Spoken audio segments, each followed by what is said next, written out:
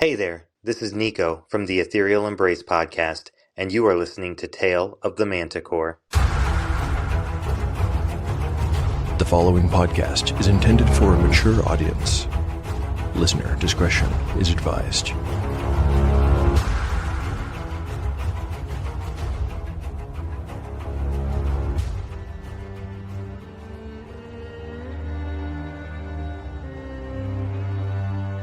Welcome back to Tale of the Manticore, Season 2. Like the creature from which it takes its name, Tale of the Manticore is a mashup, a crossbreeding between two different species of storytelling. Here, you will find the unpredictability of old-school RPG paper and dice games with the storycraft of a dark fantasy novel. No character is sacred, and no character will be spared if the dice decide their fate is at hand. According to lore, the tail of a manticore is barbed with cruel iron spikes. There will be much pain in the days ahead.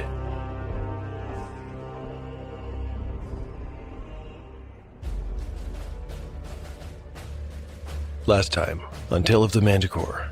In the last chapter, Shawnee, Catsbane, and Bazu return to the Copper Dragon and tell the others about the encounter with Easley.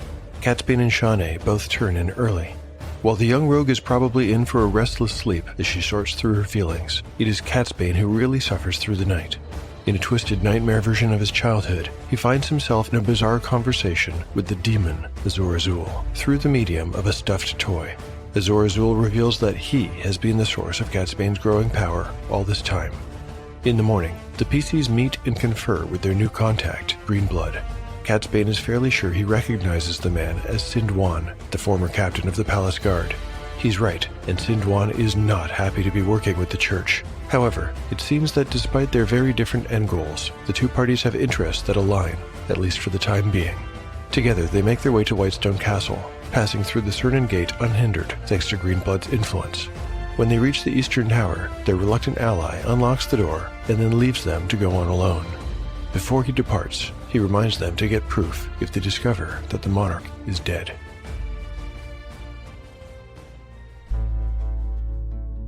Chapter 61, Part 1, Day 183, Morning. Party status: Yellowfly, 39 of 39 hit points. Shawnee, 30 of 30. Jace, 37 of 37. Catsbane, 17 of 17. Bazu, 16 of 16. Spells available: Catsbane has memorized Magic Missile ×2, Invisibility, Mirror Image, Haste, and Slow. Bazu has prayed for Cure Light Wounds ×2, Bless, and Silence 15-foot radius.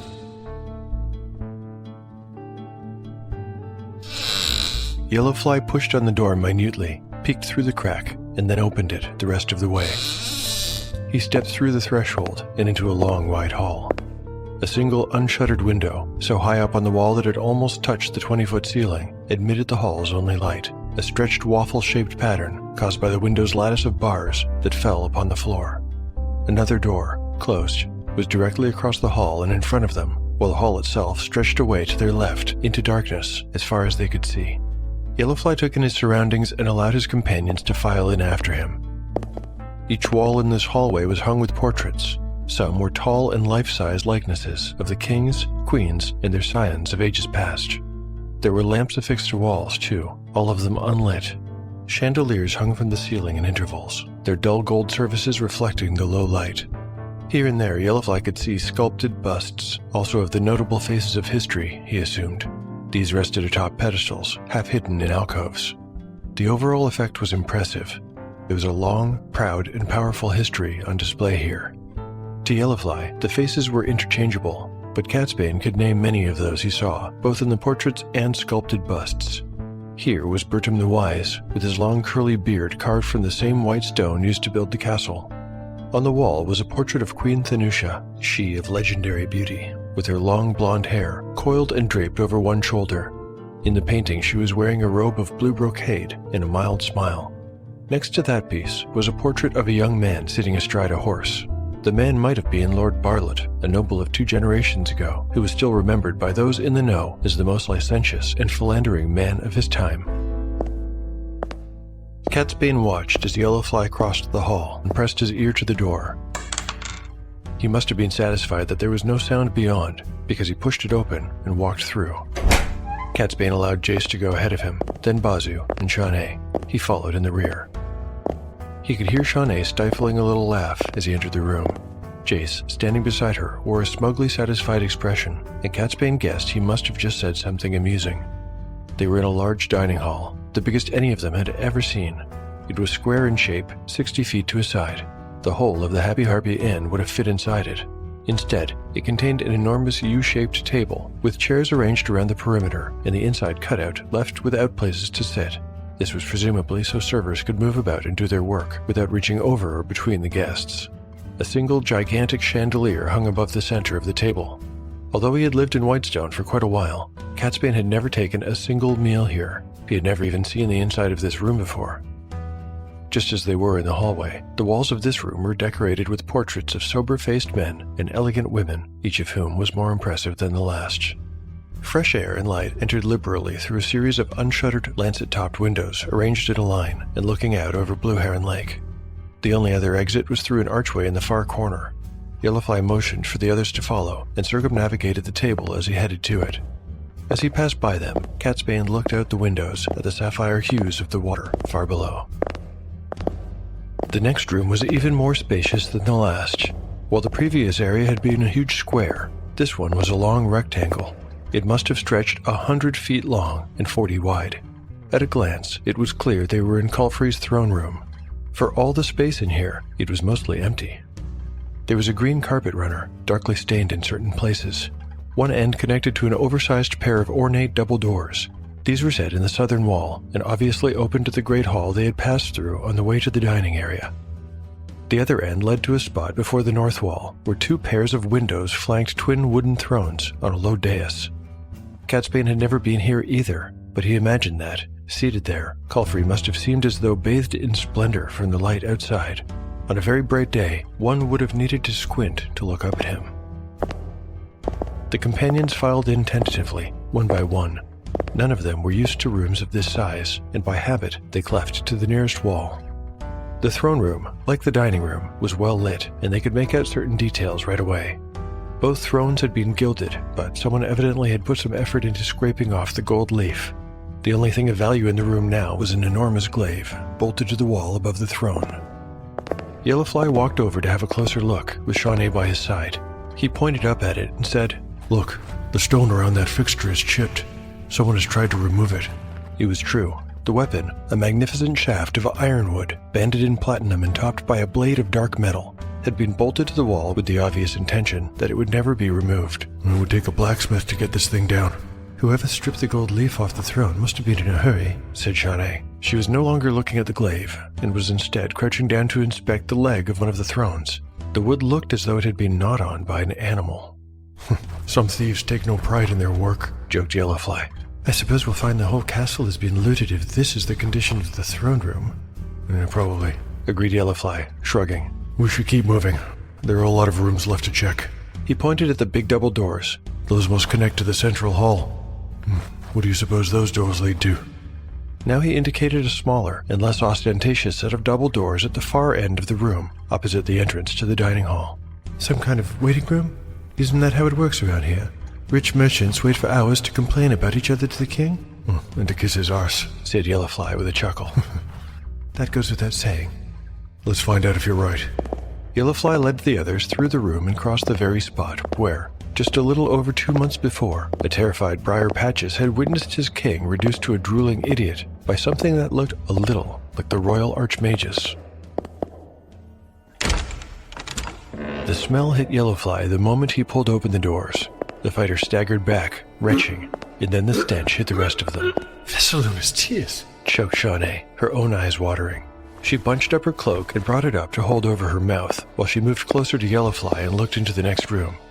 This one had windows that ran along the north wall, a continuation of the pattern seen in the dining hall and throne room.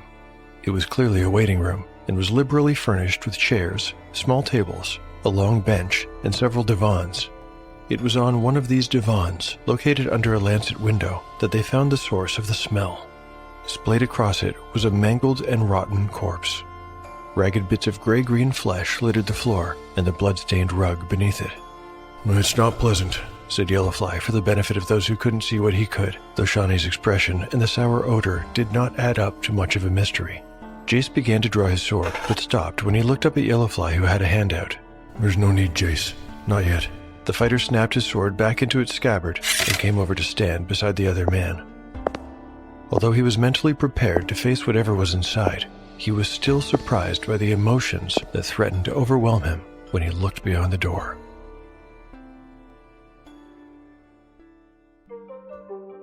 Hello Weirdos, my name is Diogo Nogueira, and with Weird Games and Weirder People, you get to listen to weird and wonderful creators of the tabletop role-playing game space, talking about the weird in themselves and in the world. We talk about game design, art, creativity, spirituality, supernatural events, and a lot more.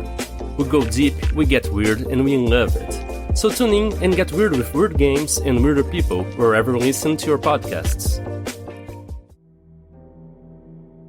Dramatis Personae, Jace. Jace has seen dead bodies before, plenty of them. In fact, he has watched people die and has killed several men himself. Anyone who grew up in Silmoral witnessed at least a few public executions during their lives. Jace had an experience when he was 17 years old that affected him deeply. He'd been working for Nudge Pickens for 2 years by that age, mostly doing small jobs, moving and guarding packages as a low-level member of the Church Thieves Guild. Everyone had to start at the bottom, Nudge had told him, and Jace was no exception. Jace didn't mind at all. He was making good money, and life as a guild member was kind of exciting. Also, every now and then, one of Nudge's jobs was actually interesting. One winter, he was given the task of delivering several packages to Nudge's contacts in Wilmington, which was several days' travel to the south. Jace had never visited any further than Brannon before, and he looked forward to seeing more of the world. He'd heard that Wilmington had a vastly different feel to it, being influenced by the exotic kingdom of Zacia, located not far to the east. This report turned out to be something of an exaggeration, Jace discovered, but he still enjoyed the trip down through the Holloway, continuing between Brannon and Wolf's Cliff Keep, then along the South Road towards Burke. Since these roads were known to be dangerous, Nudge had partnered him up with another junior church member. Altweg was a couple of years older than Jace, and he was more or less good company, although he had an appetite for drink, women, and gambling that made Jace a little uncomfortable. The two men shared several misadventures in Wilmington over 3 nights and were laughing about them as they made their way back home. Despite having gambled away his entire advance and borrowing a small sum from Jace, Altweg was in good spirits. He spoke excitedly as they traveled, but at one point he practically whooped in delight. Altweg had noticed a shape a little ways off the road and half buried in snow. Jace had to run after the man, who raced through the powder like a child, waving his hands in the air and calling for his friend to hurry up. "Come on, Jace!" As he got close, Jace noticed prints in the snow. Most had been destroyed by his reckless companion, but not all of them. He stopped and let Altweg run ahead so he could examine them. They were animal prints, but these were much bigger than any he might have expected to see. Although raised in the city and more familiar with the inside of an ironmonger's shop than the woods, Jace could recognize basic animal tracks. What he was looking at now were not from any rabbit, they were more like a wolf's tracks. But what kind of wolf had paw prints as big as these? He put his hand close to one of them. Even with his fingers splayed, he couldn't cover it. "Hurry up, Jace!" Hearing his name called again brought his attention back to Altweg, who was 100 paces ahead and pointing down. When Jace didn't make it to join him, he waved him over and called again. "Jace!" Jace looked in every direction for the animal that had made the tracks. They couldn't have been that old after all. But, seeing no threats along the road or beyond the tree line, he jogged ahead and joined his friend.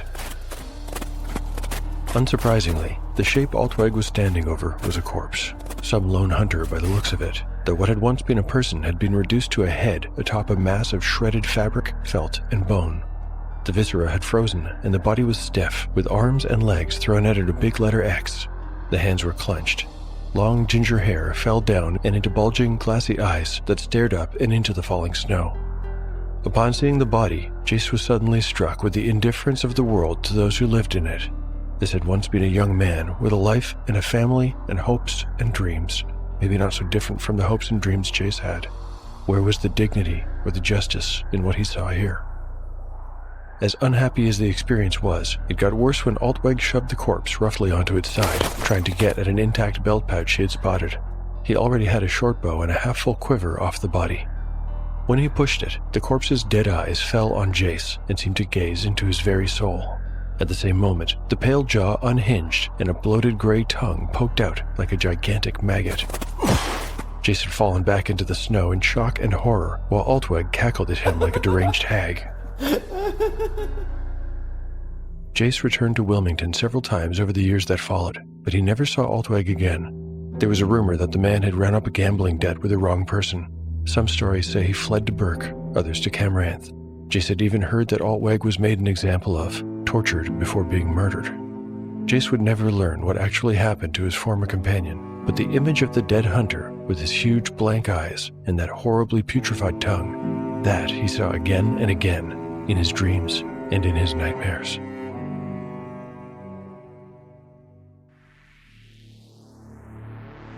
I would say that, by now, the companions have been in the castle for about 20 minutes, so it's time to make the first wandering encounter roll. Just as a reminder, I already made a roll at the end of the previous episode that determined the first closable window they came across would indeed be closed.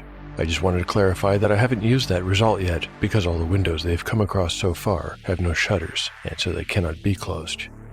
Okay, back to that wandering encounter roll. For this, I roll a d6, and if the die shows a 1, they'll have to deal with Krell, who's been turned into a Yethhound and now spends his cursed days and nights roaming the halls. Of course, since Yethhounds are extremely vulnerable to sunlight, even on a 1, we aren't going to see Krell busting through the door. I'll have to figure out something else. But I'm getting ahead of myself. First, the roll, on a d6. A 4. At least for the next 20 minutes, the PCs are safe. Let's get back to the narrative and see how they're reacting to the discovery of the corpse now that the initial shock has passed. Chapter 61. Part 2. Day 183. Morning. Party status. The party status is unchanged. Jace, I need you to guard those doors over there while we look around. Yellowfly had noticed Jace's strong reaction to the body and guessed he would prefer a job that did not involve examining it any further. He must have guessed right, because Jace, looking a little sick, walked quickly away without protest.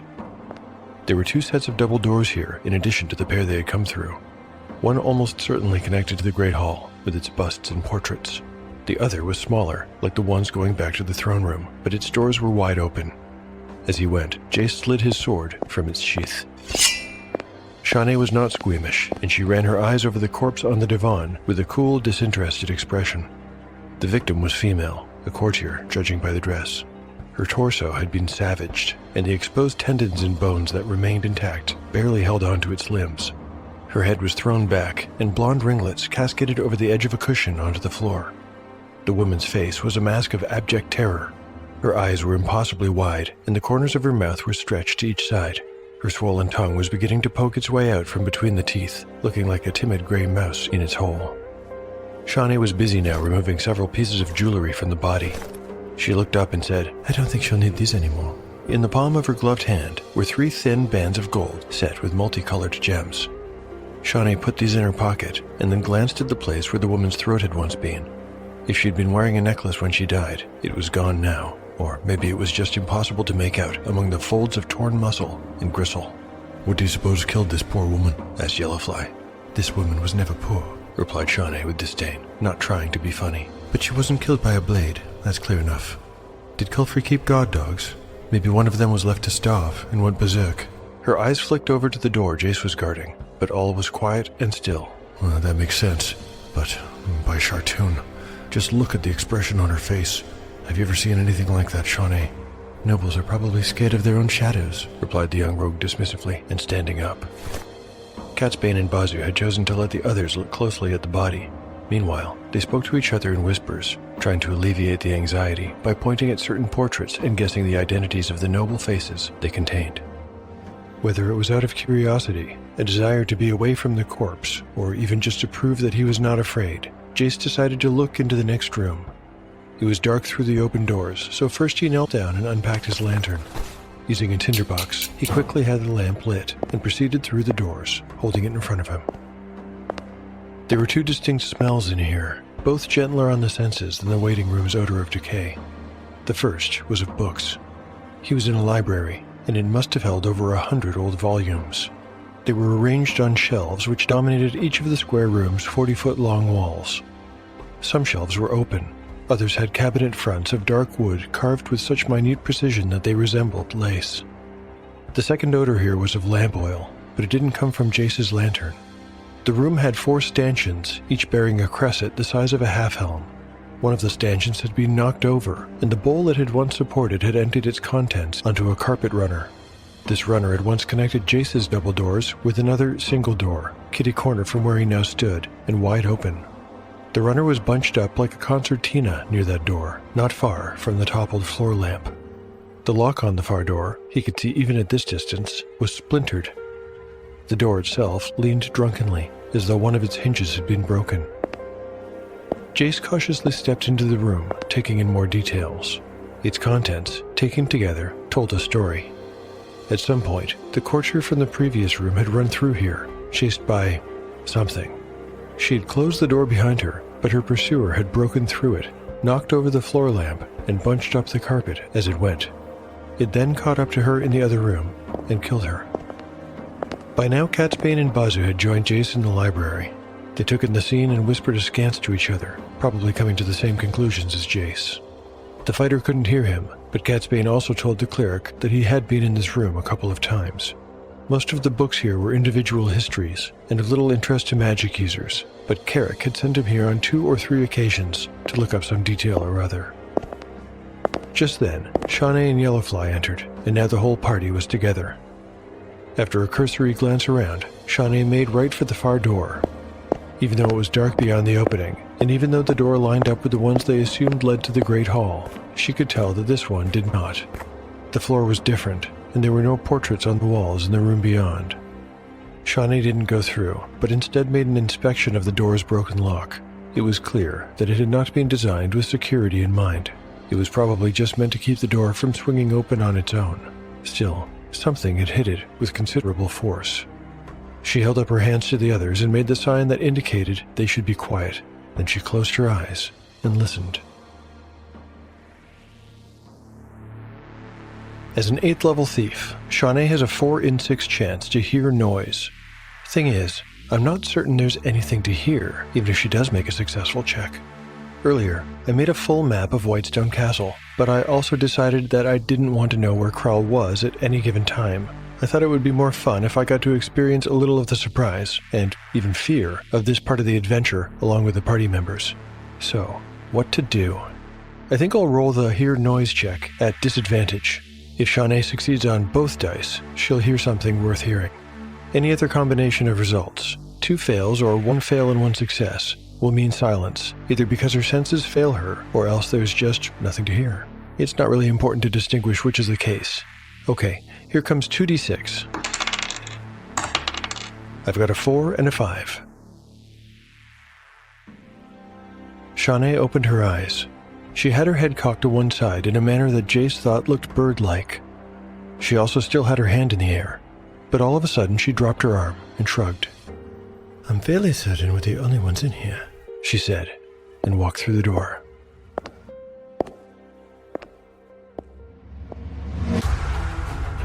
Thank you for listening to Tale of the Manticore.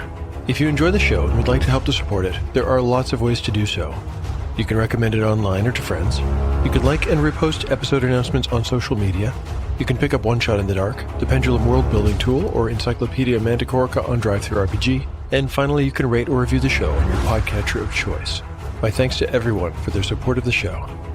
At this time, please allow me to share one of your very kind reviews. This one is by Magic JMS on Apple Podcasts. Magic JMS writes, "Even though I'm over 50 and began playing D&D with the 1981 box set, I never really got the appeal of OSR gaming. Thanks to this podcast, I not only get it, but I went out to buy some OSR games to play with friends. This is an absolutely terrific storytelling and gaming podcast to consume, and I'm thankful for John's passion and care in creating it. I started from the beginning and have just finished episode 52 of the first story, so I have a lot of fun ahead of me. But I couldn't wait any longer to write a review and praise the work. I'm constantly on the edge of my seat, totally immersed in the story. In fact, I've actually started to slow down in my binging so I don't finish the episodes too quickly. Finally, it's an inspiration for my own writing project and will undoubtedly bring me fuel to keep going when I need it. Keep up the great work, and thank you. Wow, what a treat for me to receive a review like that. My sincere thanks, Magic JMS. I hope you find the resolution to Season 1 to be satisfying, and I hope you'll try out Season 2 as well. Maybe you should take your writing project and turn it into a semi-actual play. Actually, I'd encourage anyone listening who's thinking about jumping in to go ahead and do it. Whether by blog, YouTube, or podcasting, it's an extremely gratifying way to produce stories, and it still feels very much cutting edge in terms of experimental fiction. Although this episode doesn't feature any guest voice actors, it does feature a collaborative musical piece with Kai Ellen in Jace's Dramatis Personae section, and the bit of score I came up with after my interview with him. Thanks, Kai Ellen, both for the collab and for the inspiration. For listeners who'd like to get in touch with me, I'm at Manticore Tale on X, or Tale of the Manticore Podcast on Instagram. You can also email me at taleofthemanticore@gmail.com. Finally, I keep a blog where I post all kinds of show and RPG-related things. You can find it at taleofthemanticore.blogspot.com. The adventure will continue on the next episode of Tale of the Manticore. It's the story where chaos rolls.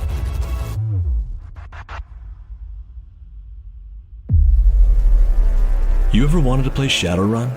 You know, the cyberpunk tabletop game where man meets magic and machine. It's too hard though, right? Too crunchy? Too clunky? It's a lot of math. Wrong!